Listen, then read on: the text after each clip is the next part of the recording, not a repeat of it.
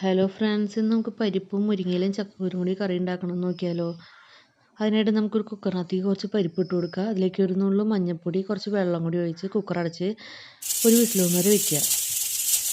അപ്പോൾ നമ്മുടെ പരിപ്പ് നന്നായിട്ട് വെന്തിട്ടുണ്ട്. ഇനി ഇതിലേക്ക് നമുക്ക് ക്ലീൻ ചെയ്ത് വെച്ച മുരിങ്ങയിലും ചക്കക്കുരും കൂടി ചേർത്ത് കൊടുക്കുക.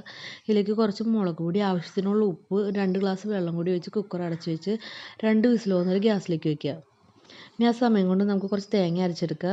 തേങ്ങയിലേക്ക് നമുക്ക് 2 വെളുത്തുള്ളി, ഒരു നുള്ളു മല്ലിപ്പൊടി, കുറച്ച് ജീരകം, കുറച്ച് വെള്ളം കൂടി ഒഴിച്ച് നന്നായിട്ട് ഒന്ന് അരച്ചെടുക്കുക. ഇപ്പോൾ നമ്മുടെ മുരിങ്ങയും ചക്കക്കുരുമൊക്കെ നന്നായിട്ട് വെന്തിട്ടുണ്ട്. ഇതിലേക്ക് നമ്മുടെ അരപ്പ് ചേർത്ത് കൊടുക്കുക.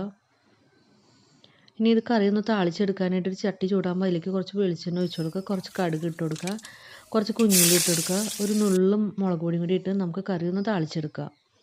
നമ്മുടെ കറി റെഡി ആയിട്ടുണ്ട്. വീഡിയോ കണ്ട് ഇഷ്ടപ്പെട്ടാൽ ലൈക്ക് ചെയ്യാനും ഷെയർ ചെയ്യാനും കമൻറ്റ് ചെയ്യാനും സബ്സ്ക്രൈബ് ചെയ്യാനും മറക്കരുത്.